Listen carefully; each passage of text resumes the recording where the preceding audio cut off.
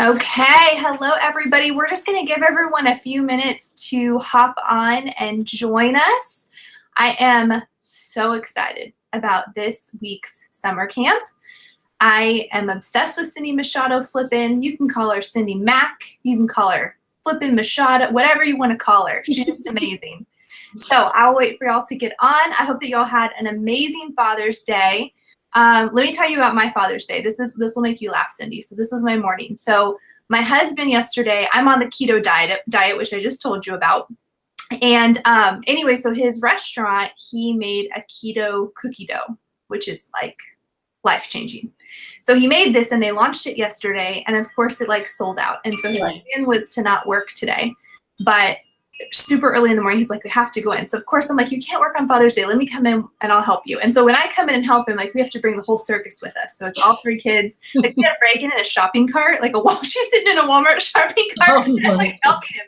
But anyway, so he like leaves and then, and so Kennedy wakes up and this is just a mom thing, but she had pee all over her. So I had to stick her in the bath.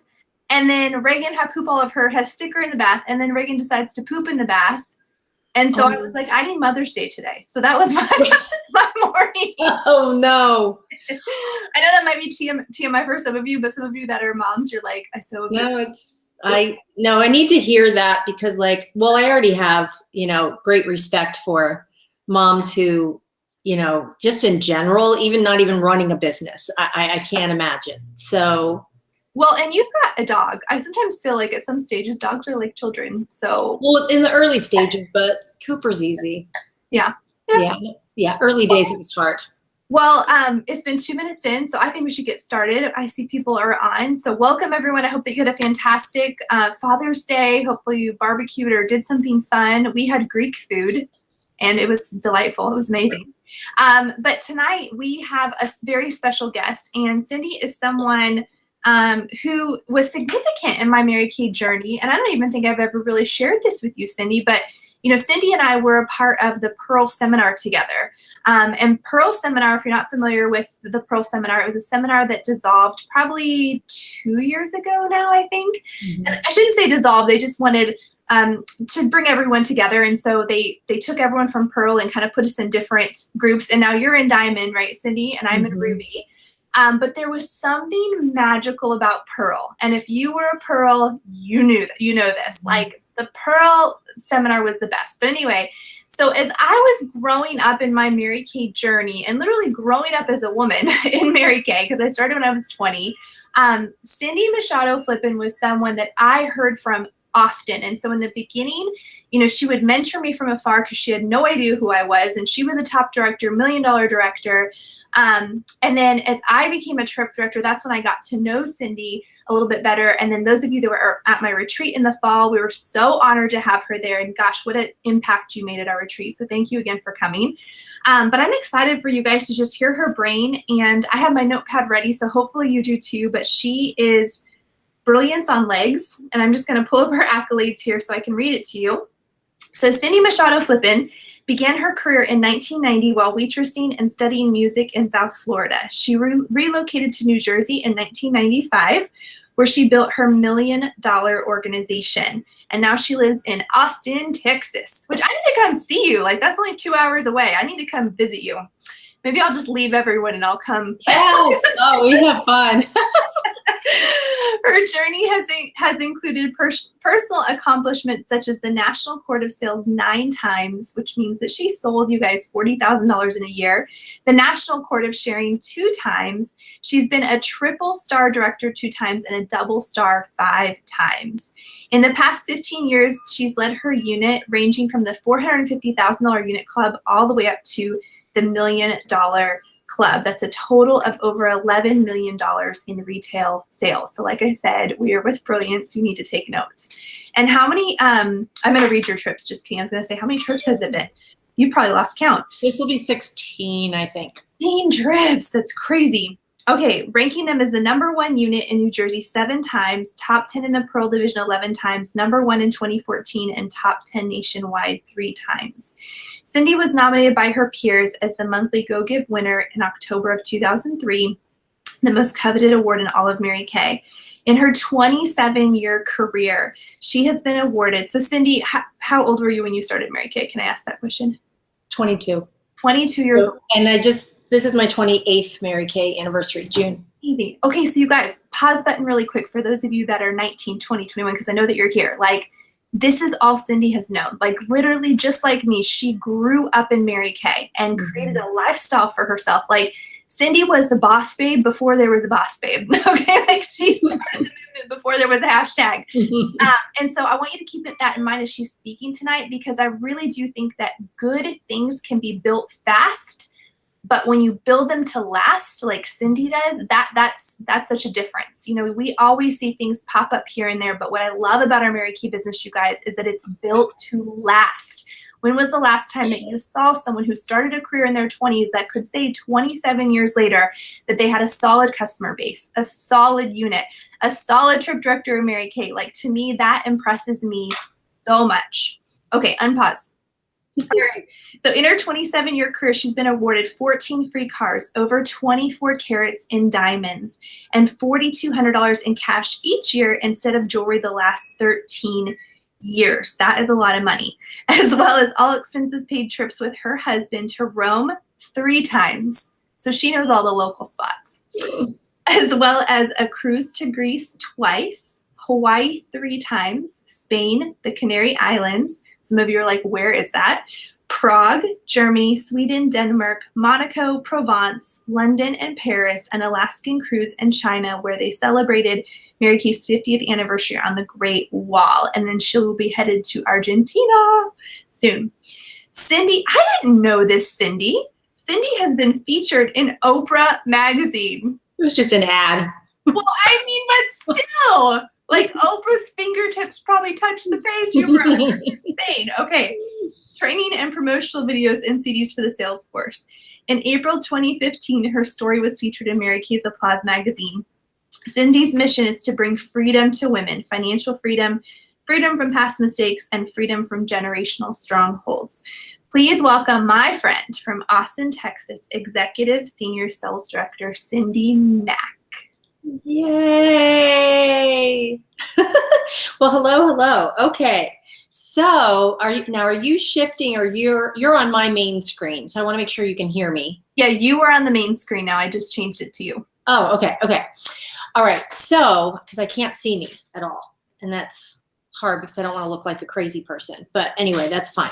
Well, thank you, Leah. That was long, and I want y'all to know that those accolades were accumulated just in the last 11 years. So, or actually after 11 years of being in the business is when that, let me see if maybe I'm doing something wrong. Hold on.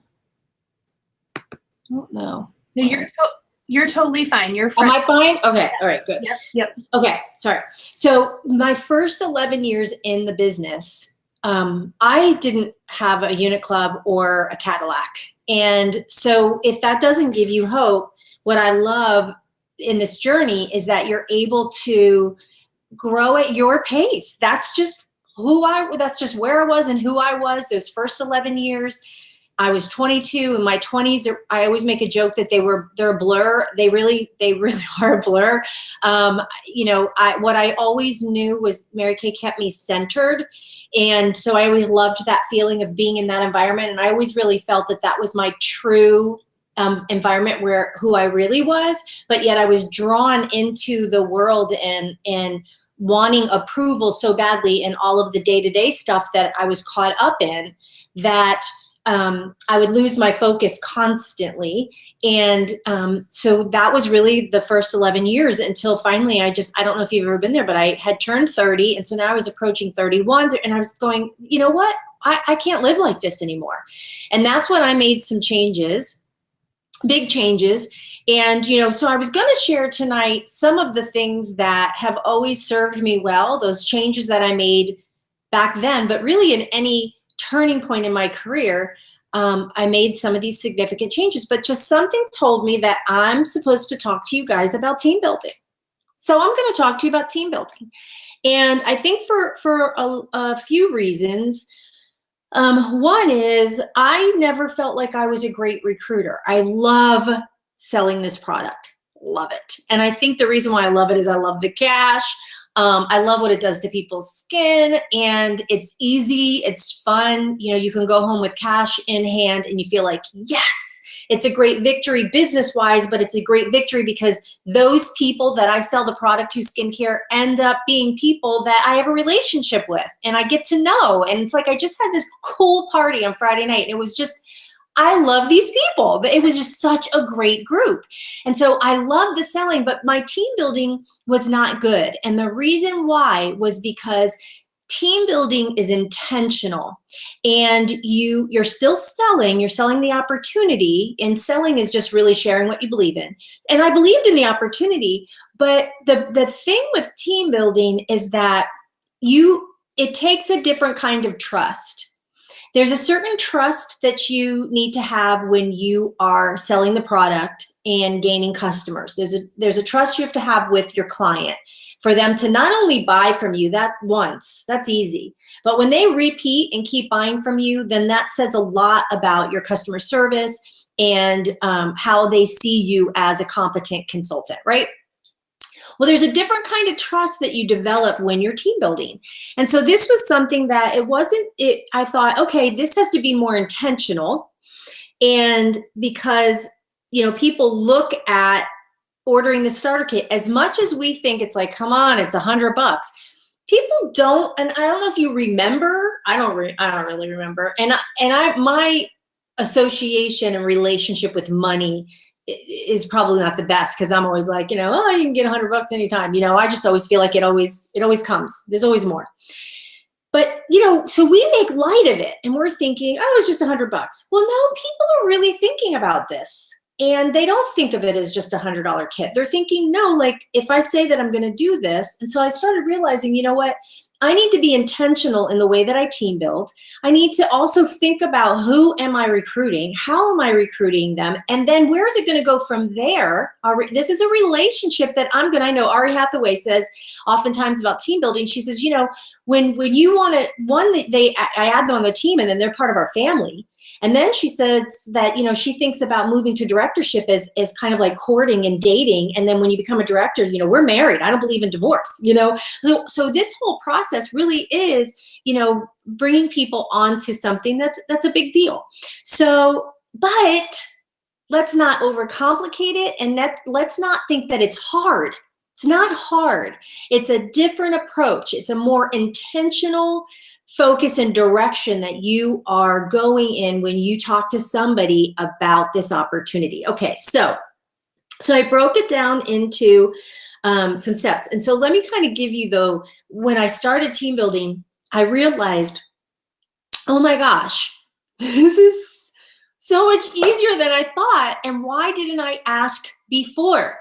We think we know what people are thinking, and we don't. And we've got to stop prejudging. And so what I forced myself is that as long as I'm selling the product, I know that I will be team building. I know that if I'm holding the appointments and I'm face to face with people, I will recruit. I don't have to go out and find recruits. So if you guys are in DIQ and you're in qualifications, you're wanting to get into DIQ and you're like, who can I recruit? Who can I recruit? Go hold a party, because I know that if I'm holding parties, I don't have to think of who am I going to recruit. They're there. So, and then oftentimes then you get 2 for 1. When you're holding parties, you're getting 2 for 1 because this friend starts, or this girl starts and her sister wants to now because one of the people that they trust just signed. Well, then I'm going to because she is. And then it's just this cool magical thing happens when you're holding appointments. So so I'm going to give you, how many points do I have? I don't know. I have 4, random number, no round number, just 4. This is what I wrote, but lots underneath each of these numbers. So the first one is people recruit. We've heard this a million times, but I'm going to go deeper with this. People recruit close to the product.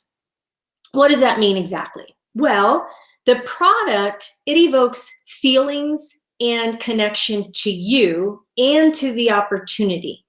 The product is this thing that brings the two of you together, okay? Now, there's an exception, and this is when there's already a deep, trusted relationship with someone, And so like a new person comes in and she's super excited, a brand new consultant, and she gets like 2 or 3 recruits right away. Most of the time it's people that they already love her, they trust her, there's a relationship there, and you can probably get recruits before those people try the product because there's already a trust there. And they're like, well, if she's doing it and it sounds really good, then I'm going to do it. So that's when it's, you know, a little bit different. But for the most part, there's got to be a bridge builder. There's got to be a connection and an association of saying like, okay, I just experienced this product with her and I had a really good time and she knows what she's doing and I feel really good at the end. And it kind of releases that, you know, oxytocin. Like, oh, I just was hanging around with my friends and at the end we just felt so relaxed and it was so good. And I like that feeling. And so when I say, you know, hey, do you want to hear more? And they're like, yeah, you know what? I do. Now they're thinking, I always say, you know, if you want to hear more information, here's how you can answer this question. You could either say, yes, I want to hear more because I'm curious, or sure, I'll hear more. I'm not really interested, but I don't mind giving feedback. You know, I always give this kind of like scenario when I ask if they want to hear more information. And the reason why is because, you know, they're probably going to say yes or sure to hear the information because I made sure that at that session, I created an experience. See, the reason why I know I'm going to recruit when I'm selling the product is because I'm focused on them and making sure that they got the right products, that they feel great, that they really got that beauty experience I promised, right? And so because of that, now when I bring up the opportunity, they don't feel like, oh, she's just trying to recruit me. You know, oh, this is all about recruiting. It's not. It's like, oh my gosh, we had so much fun and I would love to share more. And so it's so natural that that product really helps to build that bridge. And that's why we say people recruit close to the product. So then what happens is that if you aren't sharing with them information at the beauty experience or party, and then you don't share it at any point at the one-on-one consultation, and then you don't schedule a follow-up right then, if you leave, then it's going to be a little bit harder. Because 24 hours, 48 hours after they've had the experience with the product, then it's more difficult. Now they've taken the product home, so you've got some time and that's a good thing. But let's say you want to recruit someone and she hasn't tried the product in a while and you know she's going through a significant change in her life and you're thinking this is probably a really good time for me to revisit this with her.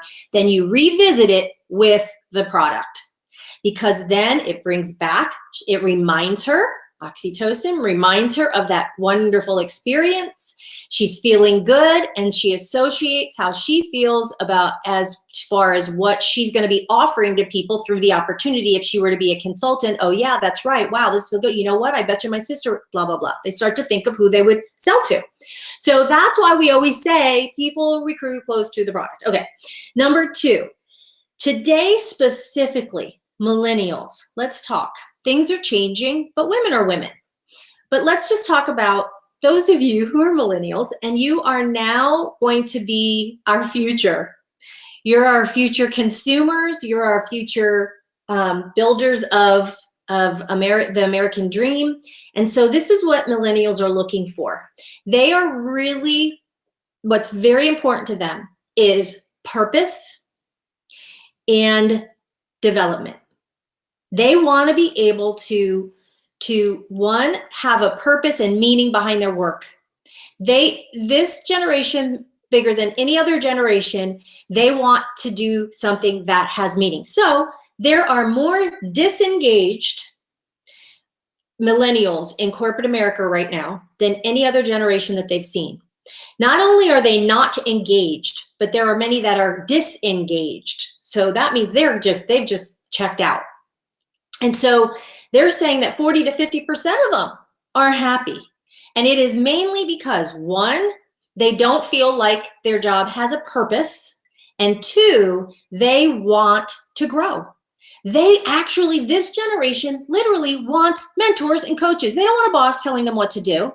They don't want to have, team meetings once a month. They want regular dialogue and conversation. And they want weekly meetings. Do you see? Now, if those of you who are not millennials and you're recruiting a generation that wants connect. As much as we think that they're like not about relationships because they're always on their phone, it's not true. They just approach the gathering differently. They want, if they're going to get together, it better have a purpose. I want to know why. I want to know what we're doing. And if you go, this is what we're doing, we're raising money for this, or hey, we're doing a beauty bar because we're going to teach this, and you guys are going to be able to get together and blah, blah, blah. And we're going to have a photo booth. And that's why they want themes and things like that, because there's got to be a reason. Why are we getting together? Because otherwise, I'm going to just stay online. Like, I'm not going to waste my time. And so this is what we have to remember when we bring, and I'm telling you this for a reason. If we're going to team build, we need to understand the language of today. They also want to be able to do things in their style with their strengths. And they want the coaching on a regular basis. And so engage them regularly and don't feel like you're bothering them, especially if it's about them and what they need to grow and be better. Okay, so that's the number 2 of we need to remember beauty, beauty experience, creating experiences with the product, creating experience with the people that we are recruiting. And then when you marry the two in great events, that's when things happen. Okay, so how do we communicate our culture and our opportunities? So this is number 3. How do we communicate our culture and our opportunity to these women versus to all women versus selling kits or talking them into doing Mary Kay? All right, so what's the difference? I think that a lot of times what we are seeing today in recruiting, and some in Mary Kay and some out in direct sales, okay, is that people are trying to get people to do this. And as soon as you flip this switch on in your brain that you need to get them to do it, what do I say to get her to do this? What do I say? What do I say? Then you've missed the boat. If you're selling kits and you're romancing the kit, and listen, our starter kit's great, and there's nothing wrong with saying, look what you get, but it's got to be attached to, and one of the things that I love, and I was with Kelly Valerio this couple weekends ago, and one of the things she said is that when she talks about the kit, when she's talking to clients who are, at whether it's a beauty experience or an event, she says, this is what you get. I mean, look at all of this product. So you could get this kit, but it comes with a business coach and an opportunity. So you're getting the kit, and so if you don't want a business coach and an opportunity, then, make your decision. So it's not just selling on the fact that look at all of this product that you get in this kit. I mean, yeah, it's a great value, but reminder, this is an opportunity. This is what happens when we just get people to do it or we sell kits. And if some of you are frustrated, you're like, yes, I want a team build, and I have, and then people don't do anything. And how do I get my recruits to do something? If I got them to get the kit, how come I can't get them to do something? Well, it's because what happens is that they never were sold on the opportunity. They were sold on the kit. And so what we see happening is that a lot of recruiters and leaders are getting disillusioned about our opportunity in recruiting because they're bringing these people in with no understanding of who we are, the culture, the business, anything. And so then they try it and they leave, which they never really try it because they don't have a reason and purpose, a reason to come to the meeting, a reason to come to an event, because nothing was ever really presented in a way that put you in an uncomfortable spot and put her in a comfortable spot. See, what we're doing is when we are making it easy for ourselves, we're making it harder on them. So here it's easier for me because I go, look at this kit, it's so cool, you should just get the kit. Why get the roller bag? Why get the miracle set when you get 2 miracle sets in this? And, and it's so great. And then you can get your products at half price. Okay, so that was super easy for you because you didn't put any kind of standard on the line. You didn't put yourself on the line at all. You just, did happy pappy. So now she's like, all right, so she gets the kit. And now the pressure's on her. Because now you're going, okay, well, my director's going to call you or we're going to talk to you about inventory or we're going to talk to you about the business. And they're just going like, wait, you know what? Like, wait a second. What? So now she's feeling uncomfortable. What if we flipped the script and we got ourselves uncomfortable and we really shared who we are? And if they buy in, they're in. They're in, and now they feel comfortable.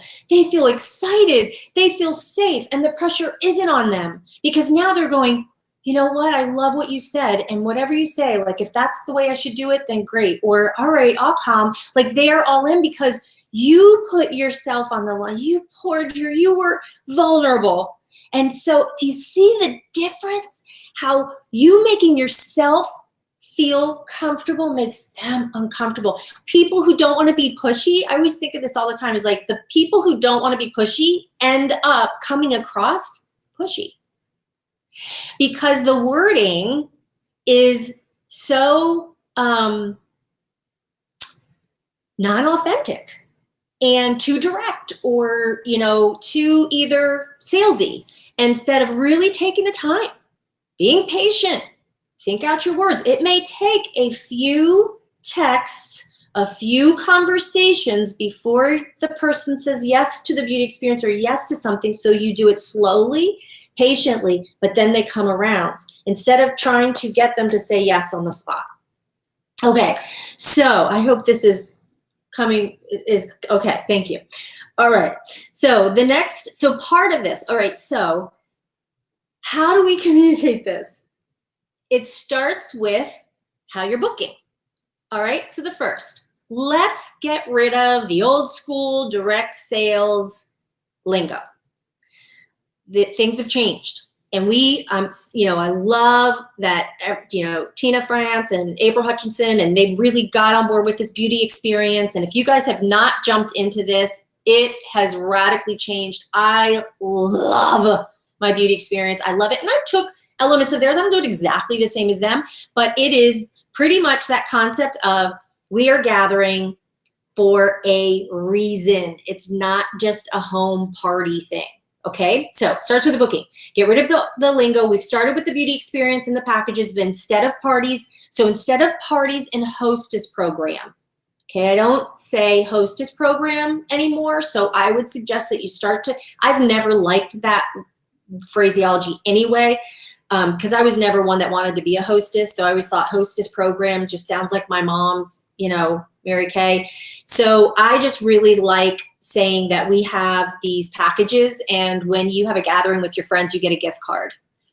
And the gift card is hostess program. So that's just something that I've started saying that I really feel that people are more receptive with that wording.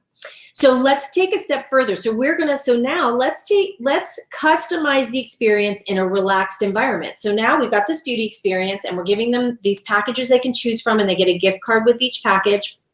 And now we're making it in a relaxed setting. I really prefer the beauty experience now sitting on the floor around a coffee table or on couches, but in a lot more chill environment. It's totally changed everything. Like all of this is just like, duh, but it's so, so good. Okay, so here's some wording. And this has been really working for me, and I use it with brides, but it's absolutely customizable for whatever group that you're working with. So you could say for a referral even. So you say, hey, Susie, I just want you to know. Okay, let's see. No, wait. You text someone and say, hi, Michelle, this is Cindy. We have a mutual friend in Susie, and it is my honor as her consultant to gift you a customized beauty experience valued at over $250 so that you can just take a break from the busyness of your responsibilities and grab a couple of girlfriends and prepare to be pampered. And so it's just more about it, again, customized beauty experience. And it's valued at $250. Those kinds of things engages. So it starts at the booking. Your recruiting starts at the impression of getting a booking and the impression as you're booking. Okay, so another point of how do you communicate. I love my new opening for my beauty experiences. And one of the things that when we started doing these, what I thought is that, you know what, my gosh, yes. What we do, we are not, I'm going to talk more about this when I talk about the interview, but we are not a multi-level company. Okay, so let's just make that very clear. We're not multi-level, we're not network marketing. It is a completely different that we are just not that. We're not just saying that we're not. We really aren't that, okay? So what I tell people, I go, we're more like the counter. I mean, we are a cosmetic company. So I'm more associated to a mat counter than I am with somebody who, sells, one of those, it works or whatever, right? Because I don't even have to tell you why. So at the beginning of the beauty experience, what I say is okay, I just want you guys to know why we are gathered here the way that we are. And it is because what I believe is that when we're sitting here and I can explain to you what you're doing on your skin, then you are going to be able to have an understanding of what you would need to do on a regular basis. Now, how many of you have gotten a facial before? You've gone to a spa, you've gotten a facial, right? Yeah. Okay. If you haven't, whatever. If you go to a spa, you get a facial and you pay for that facial. And I love facials. They're amazing, right? But then what if it's not that good? And you still have to pay. And you're going to pay $150 to $300 on up for a facial. And then you leave and you have nothing for that $300.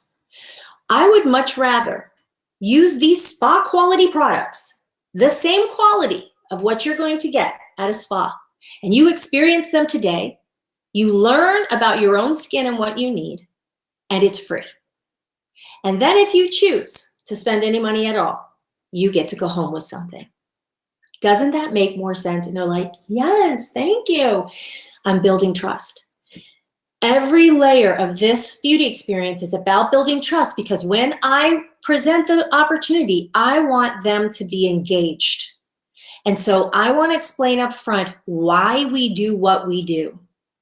And it is because I want you to generally, when I would work with brides and their makeup, their skin would be a hot mess a lot of times. And I'd have to work to cover it and do all these things. I would much rather you get some education, work on your skin a little bit before the wedding, so that when you go to do the makeup, it looks nice. Now, see how I say this in a way that's confident? So that's the delivery of your opening. So important that you're opening with a proud explanation of who we are and why we do what we do. Okay? So then the next part of communicating that is at the treatment step, when they're letting it sit and dry. Now, if they choose microdermabrasion, the way I do it is that they can choose whatever. So some are doing charcoal bath, some are doing microderm. So it allows me to be able to explain the different treatments. And then I might go around the table and have each of them, and I might ask a question like, so how do each of you know Leah? Why don't we go around and just tell me how you know her? What's your connection? So they might go around and say that, or I might have each of them say, what they do, what do you do for a living, whatever. It depends on the environment. So once they do that, I go, great. Well, while we're letting this dry, let me tell you a little bit about me, and I'll tell you a little bit about Mary Kay and some of the things that we're doing for women. So I might tell them, then I'll tell them just a 3-minute story, and I really tell them more about me. I got started this because of this, and this is what it's turned into and what I love about it. And so I tell them kind of more about what it has given me, but I tie it to what they could get too. So I say, the fee, can you imagine? I earned a free car when I was working full time. I was 25 years old. And could you imagine earning that free car when you're working another job full time? And I haven't had a car payment in 26 years. So they're like, what? And so then I explained, yeah, isn't that crazy? And so this is how, and so then this is what happened. But so I try to engage them, have them be involved in that piece. And then I tell them about Mary Kay's Foundation. And this is huge now. I used to never touch on that. But nowadays, we should be proud of it anyway, because it is insane how amazing our company is. So what I want you to do is I want you to start gathering factoids. Now, you take notes at conferences, you take notes at these, but I want you to keep a little log or somewhere in your book, in your brain book, in your phone, that are little factoids about Mary Kay that are accurate. So when they're coming from an inner circle national sales director or a top director from the podium, then you can take, or, Ryan Rogers, whoever, write these down. Well, one I just heard Pam share is that 70,000 consultants came back to our company last year. Just last year. They had left for whatever reason and weren't a consultant anymore. And 70,000 women came back to the Mary Kay Company. Pretty crazy, right? And one thing that you might want to do if you're wanting to see more about what I'm talking about beyond just our little town here or me as your consultant, then you could do a search of hashtag MyMKLife, and you'll be able to find other people who are enjoying the Mary Kay opportunity, a great way to see other stories. So those are little things that you can throw into that time that you have at your treatment stage. All right. Okay, and especially if you do have a story that you have like of a story of something the company did for you, if you were involved in what happened in Houston and the flood and any story that you've got like that, or a friend or whatever, is always good to fit in there. See, one thing that I think that we are afraid of sharing the opportunity, or we do too much of, is we give too many facts, and we're trying to give too many numbers of how the marketing plan or how, we make money this way, we make half of everything we sell, and then we have the carper and da-da-da. And instead, it's more about, here's what we have. And one of the exceptional things is mentorship, is that I am so grateful that I started at 22. I don't know who I would be if I was not exposed to the type of women that I've been exposed to my whole entire life. And I see a difference in the people that I grew up with and family members who didn't have that. I am a completely different person than I would have been because of the women that I've been around. All right. Let me share a couple more things, and I'm going to go into the interview, because I think we don't talk enough about what really should be covered at an interview. Okay. So at the close, so that is during the treatment stages when I do that, but at some point in your party, and the reason why I'm giving you these is because this is all recruiting. All of this is team building, okay? So at the close is when I usually will do, before I do the actual close with the sets and everybody is kind of at their moisturizer, that's when I'll do referrals. I like to do referrals after they've gotten to know me a little bit, because now I feel like, okay, they love me, they heard about me, they're loving their mask, and they're feeling great. And so now I say, okay, on the back of your profile card, or however you all do your referral sheets, I say, we're gonna play a little, I don't even call it a game. I just say, I want you to know what we do for friends. Is we offer friend-to-friend beauty experiences where we help to build confidence and instill confidence and skill in taking care of their skin. And that is something that you can gift to one of your friends, and I give them a gift card. In addition to that, they get a gift card at their beauty experience as a gift from you.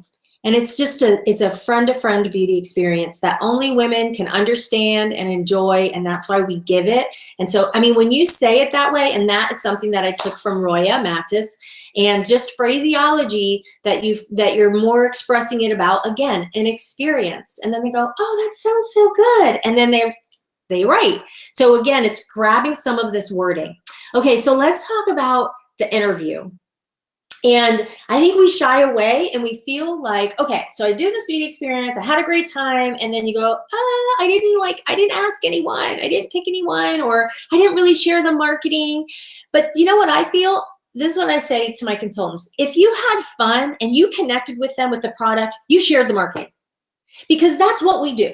And they saw people buy the product. They saw how great the product was. And so they saw an element of our opportunity. And so now what you do is you have them, all right, well, I would love to get your feedback on some information. This may not be for you, but I have really enjoyed connecting with you. Or you guys, I have never changed the way that I book a career chat. I always say it the same way, because it is the most sincere thing that I can think of. I don't need a gimmick. I will ask someone if something about them resonated with me. Something. There had to be something. It could have been just a nice gesture. It could have been whatever. So I say, you know what? I really have enjoyed meeting you tonight, Michelle. And I don't know if this is anything that you would ever think about doing, but I would love to get your opinion of our company. And if I just text you a little quick video to watch, and we can do, I can meet you for coffee on your way home from work, or we could do FaceTime over the phone real quick if you'd like, but I would love to get your feedback.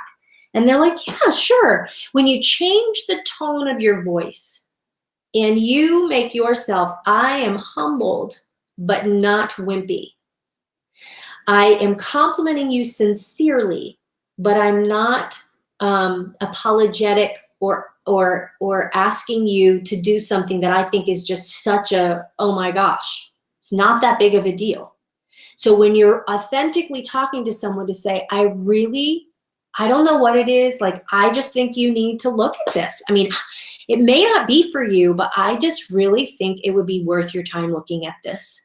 I think sometimes we always say, oh, I need it for my training, or, oh, I'm in a challenge. I'd much rather you say, I don't know, I just feel like you should really look at this. I mean, it may not be for you. That is totally cool, but I just think it's worth your time.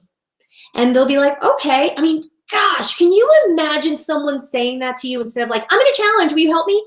But instead they go, you connected with me and you kept eye contact with me the whole time, and you made me feel so much comfortable in this craziness of this party. And I respect that. And you find something like that. So now they're connecting with you and they go, okay, I'll do that.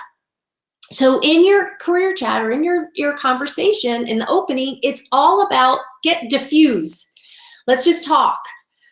Let them forget like what they just walked out of and into, and so I just ask them questions. So, tell me about what keeps you busy. What do you love? Do you have any passions? Do you have any, I just want to know what makes your heart beat. And so she's like, oh, well, I don't know. I just work, I have kids, and, she'll start telling you. And I'm really in tune to what is her mood. And if she's short and I could tell she's distracted or whatever, I might say, you know what, Leah, if this isn't a good time, I want you to know you can totally tell me. Like, I get it. If this just not is a good time, like you are not with me. And they'll go, no, I'm fine. Or, you know what, it isn't.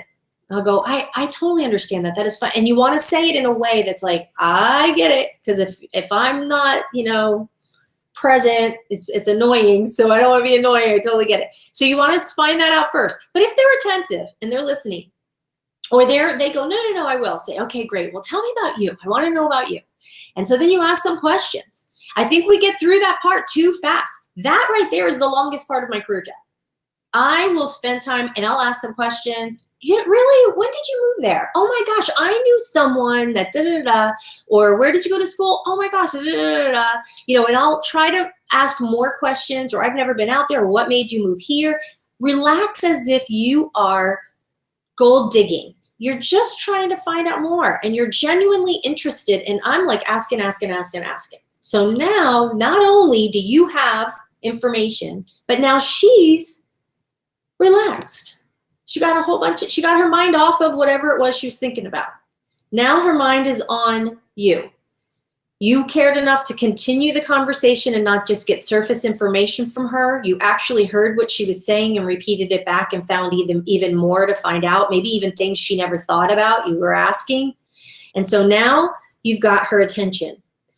So then you're going to ask, if she's watched, I like them watching a video ahead of time because it gives me something to now ask about. Instead of spending the time talking about it, I say, tell me what stood out to you. What caught your attention? And so I find that now videos, they're saying a lot of different things. Used to, when they would call into a number, they would only say the last thing I said on the recording. They would say the last thing. Like, that's all. They were busy. But now that it's a video, there's something about a video. So they'll say, oh, the flexibility or whatever. So you're asking them, what was it that resonated with them? What stood out? What do you think you would like about the business if you were to do the business? Now, you guys, the questions don't get caught up in all of the details of this. The whole point is, I want to hear how fast she talks, how slow she talks. I want to hear what's important to her by what she brings up. I want to know how long she's been at her job, or those kinds of things says a lot about who she is and what she's going to value in the business. And that's then when I decide what I'm going to focus on. So you're asking all of these questions so that now I say, so for instance, I did a career chat with this girl and she has this, big wig job, whatever, but in sales. And I said, well, what would you want more of? Is there anything in your life that you're feeling like if you could change your situation right now, like, is there something that you would want more of or that you would like to that would just make your life easier? She's like, money. I make good money, but you can always use more money. She lives in California and is a single mom. And she goes, so that would be good. And I'm like, okay.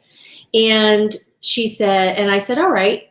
So is this something that resonates with you? Is this something that you would think that you would look at? No, the Mary Kay thing, like, sometimes I feel like it has a stigma, the Mary Kay.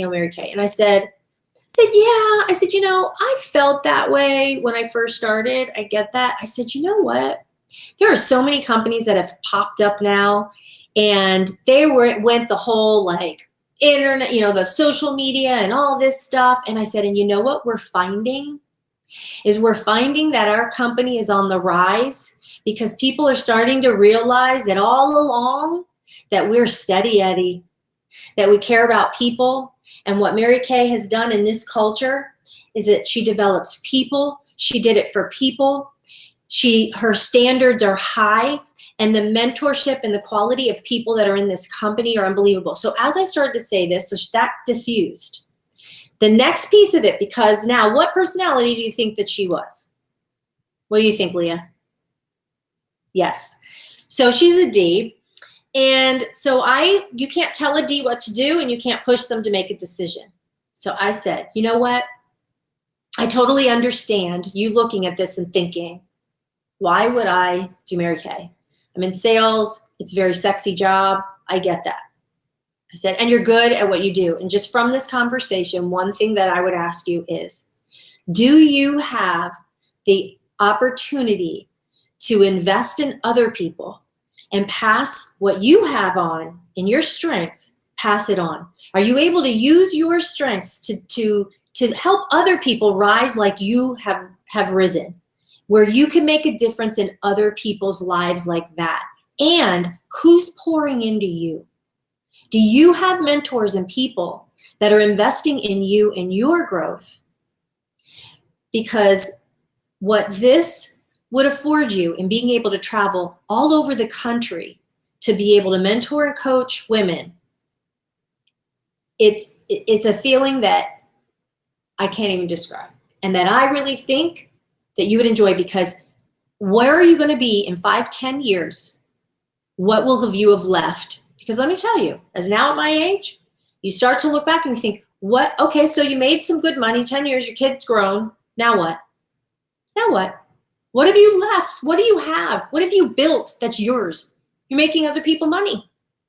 And I just made her think, and she's like, all right. I said, well, you know what? There's other things that you can look at that I could send you. And I want you to kind of really contemplate what we talked about. And I just appreciate so much you take the time and humor me and going back and forth with this and supporting your friends. But I also really believe that you are gifted. And I don't know if you're really getting everything. So see, you guys, that kind of conversation, but the only reason why I could do that is because I listened. And I didn't rush it. I didn't try to get to the end, get to the close. I know you're busy, but busy people get more, there's no cliche. And you know what she even said? You know what? I'm not even going to use the busy part, because we all know that if we want something, we'll make time. So the whole busy thing, you guys, especially if somebody's curious, I go, if you really wanted to do this, you'd find the time. So let's just throw that one out the window. And let's look at some of the other reasons. What else would it be? And so it's weighing out those different reasons. But my point in this, you guys, and one of the things I think I wanted to stress the most in this chat was practice and figure out how you're going to explain our culture.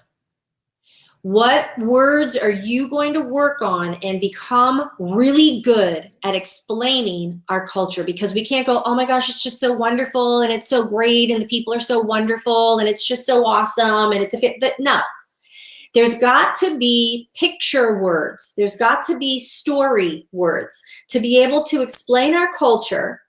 We need to start emphasizing the mentorship that's free and that we are not a multi-level network marketing and why, and be excited about selling our product at Beauty Experiences and that you are offering a life-saving thing by women gathering back together again. Okay, one of the things that I'll do sometimes too with young women is I say, listen, think of this as a college course. You can get this starter kit. And whether you think of this as a career and you run with it, I will tell you, this will be the best college course you ever took. It's a $100 class. You buy the $100 kit, and now you get me as your coach, and you have resources to learn how to do money management, time management, business skills, and beauty skills. I mean, hello. So, okay, I just want to make sure I cover the last things here. So, okay, and really stay away from Mary Kay's, our jargon, our wording that nobody understands. It's too many times we're trying to explain the CAR program in too many words that don't make sense to people, and we're trying to explain the opportunity or the culture in like we say Christianese, well, Mary Kay's. It's word and verbiage that people don't understand. You've got to do it more in corporate language. What would be the example that you could use in corporate verbiage? And then, okay. The last thing is one mistake that I feel like I've made many times is, well, listen, you could just get the $100 starter kit. In worst case scenario, you'll just get your products at a discount. What I started to realize is that they don't even hear that because they're contemplating the opportunity. People are really, honestly, if you got them on the phone, they're contemplating the opportunity. So if we say just get the kit, that doesn't compute because they're thinking, I don't want the kit. Because you know what? When the girl was selling me shampoo and she says, well, if you get the thing and then you get the discount, blah, blah, I don't want it. I want you to sell me the product. I don't want to have to do the whole figure out my discount. And so that's why we've got to pull back from that and take time to learn how to connect with people and empower them and say, what if you could earn a free car? And that's happened. That has gotten someone over the hump before when I said, it's a $100 starter kit. So worst case scenario, it's the biggest compact you ever bought. But what if you really could get a free car? Like, you never know unless you get the kit. So you guys, we've got to really embrace learning how to connect with people in team builds, because that is how we're going to have more red jackets. That's how we're going to have more directors. That's how we're going to have more national sales directors, is for us to get passionate about our opportunity and not take the easy route and make them uncomfortable, but take the hard route of being authentic, learning the verbiage, learning some of these stats, and really, truly offering them the opportunity because you see something in them, not because you're in a contest. So I hope that gives you something to chew on. Cindy, I have 6 pages of notes. I don't believe that. I'm not even kidding. I draw a master. I draw pictures, so I've got pictures and notes, highlights, and I drew a bridge where you had product plus experience is the bridge to recruits. I loved that, so I drew a bridge. But oh my gosh, let me tell you a couple things that stood out to me. And I know I've been watching. If you saw my eyes shift, it was because I have YouTube up on the other side, so I've been reading comments from people. But thank you for talking about the millennials. You know, I'm at the tail end of millennialism. And so I'm like right the last year. So sometimes I can relate to millennials, and other times I'm like, I am not one of them. So I love that you address that. And also, I love that you talked about utilizing the hashtag, because I think that so often, you know, you can have a girl a young woman who says, gosh, I want to do this, but my aunt 20 years ago didn't have a good experience. And so she banks everything on her aunt or everything on what her friend's experience was. And what I love about utilizing the My MK Life hashtag is that they're seeing in real time live experiences. And so on a side note, if you're not utilizing the hashtag, every time you have a great party or whatever party, like post it, post your new makeup look that you did, like make sure that you're utilizing that hashtag as well. And then I loved how, oh, this is what I wanted to say. So as I'm watching you, so Cindy, when I was growing up, my mom would always tell me, she said, Leah, the most beautiful girl in the room will never know it. And her translation is that the people who come across confident and beautiful are the ones that if I complimented someone and said, oh my gosh, Cindy, you're so beautiful, you humbly would be like, oh my gosh, thank you. Like it wasn't expected. And as you were sharing with us all about sharing the opportunity, that's what I kept thinking. There's two types of confidences. There's cocky confidence and classy confidence. And you have classy confidence when you're sharing the opportunity. And I love that because I was putting myself in the position of being one of your potential recruits. And if I were in their shoes, I would feel heard. I felt that you were genuine and that you knew you had a good opportunity, but you weren't like trying to throw it in my face why it was better than my current life or why it was, Yes, we have to be careful of that, of putting down someone's life. Yes, so you guys always be aware of that. There is cocky confidence and classy confidence, and so know the difference. And then the last thing that I wanted to share with you, Cindy, that I was thinking about too, is that our friend Lily Gotro, she's always shared with me that when she first joined Mary Kay, her dad, he actually did a multi-level company like in the 80s, and so had a really bad taste in his mouth. And so he did a lot of research on Mary Kay. And he came back to Lily and said, there is one thing, there's a lot of things that impressed me, but one thing hands down stands out about Mary Kay. He said, Mary Kay is the only company that I could find that has a middle class. And what he meant by that is that a lot of these companies, if you're at the top, you're making all this money, there's no one in the middle, or you're at the bottom where you're like the minions and you're not making any money. And he said with Mary Kay, because you're making a 50% profit, like you literally would not have to recruit and you could make a good income. Of course, we want to share the opportunity because we want to, not only utilize the marketing plan, but also just share hope with people. But I love that he said that because it's so true. It's such a broad spectrum that we have in Mary Kay. We have a higher class, a middle class, and then the people that are in the low class, the Mary Kay just aren't holding parties. So that's just the truth of it. But I love that she shared that. So thank you so much for all of your notes today. I did have a question on YouTube that I wanted to ask you really quick, and then we're going to do a really quick lightning round that I didn't prep you for on purpose. Okay, so they wanted to know, this comes from, let me scroll up, I just saw it. Danielle Lunsford, who's a sales director, she wanted to know when you are mentoring your DIQs, what is your go-to number? So like if I'm a DIQ in your unit, would you tell me like 3 + 3 + 3, like what is your formula for a solid business? Right now with my DIQs even moving up, I mean, I've always said that the 3 + 3 + 3 really honestly is still true today. Now some people are going 60 faces and this and that. I have found that if you're doing floor 10 career chats, but always shooting for 20, then you will nail it. Now, this is with reds on your team. When you're bringing people with you to those parties, if you're doing that many parties, you will have quality recruits mixed into some that don't do anything. And those quality, you show them the way to do that power start. That's how you can easily finish DIQ because you're doing the numbers for you to be team building and having enough energy to do the grand openings and bring other people up. I love it. Another question that came was, and this is good too. So after you get comfortable with the new potential team member and you answer her questions, what's your favorite verbiage to basically seal the deal on the spot? So they'll go, let's say they say, well, I can't, I'm juggling a lot right now. And I'll say, you know what, you're right. And so I overcome their objections. I say, you know what, you're right. You are juggling a lot. Now, what I see is that you're around a lot of people and you need the money. You know, the stress of the money right now is big. So if I could, so here's what the transition phraseology.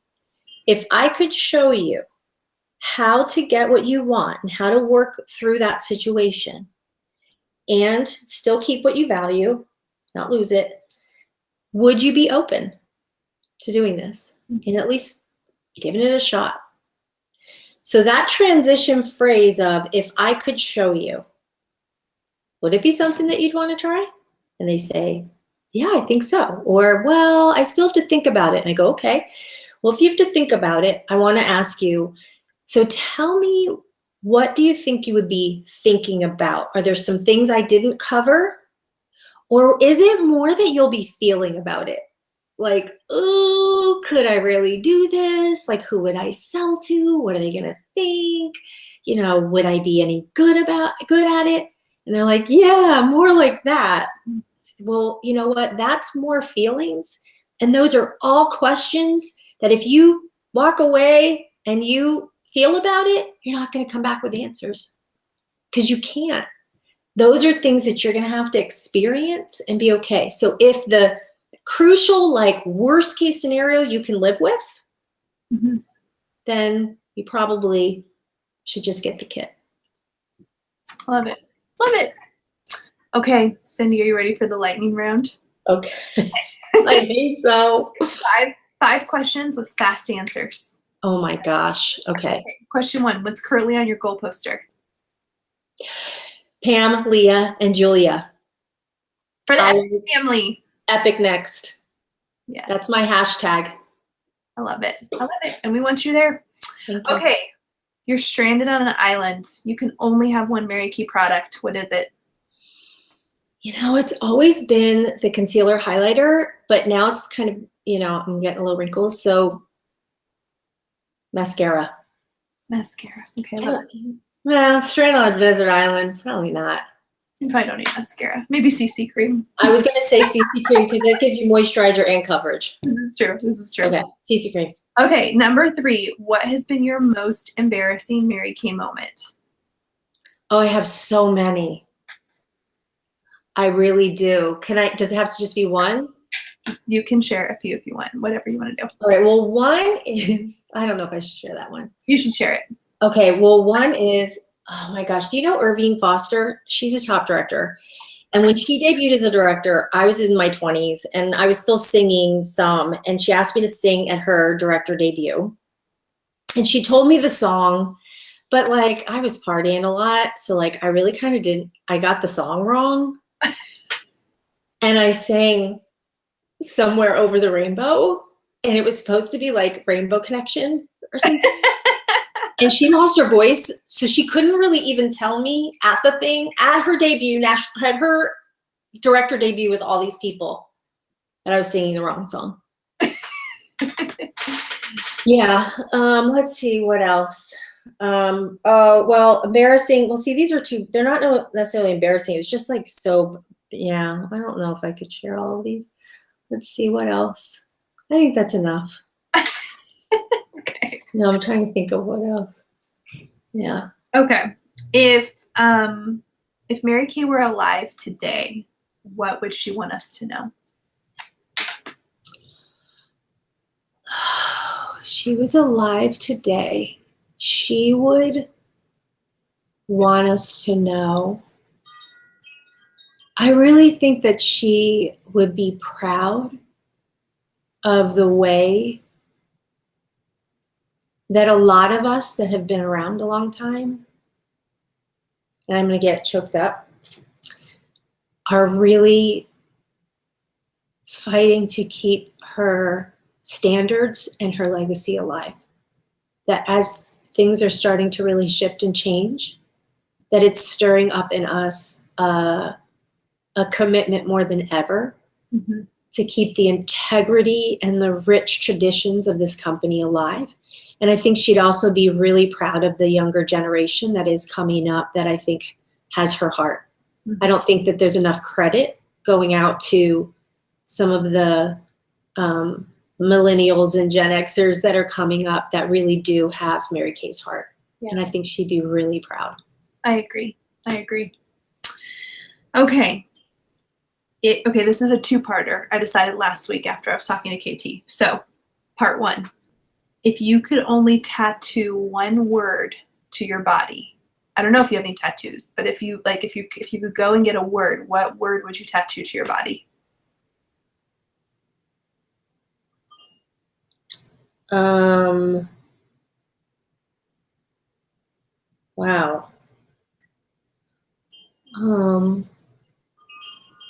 Oh my gosh.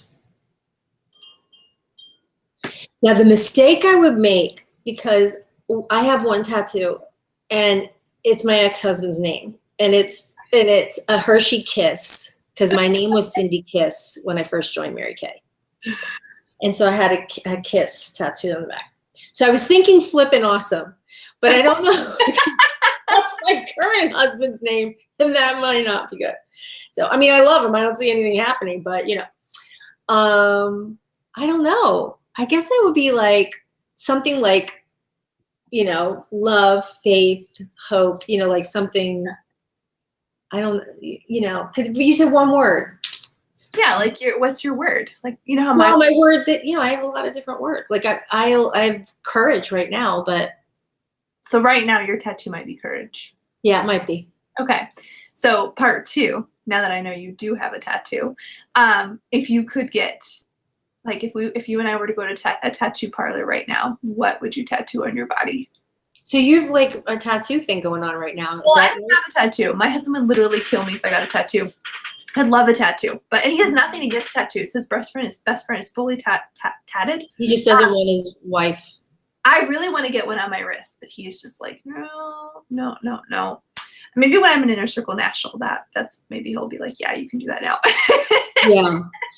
Oh my gosh. And he's not, I don't want to make it sound like he's controlling or anything, because oh no. Well, there's certain things that our husbands ask us, like, don't do that. This is one. Yeah. So I'm always curious, and my offspring Stephanie.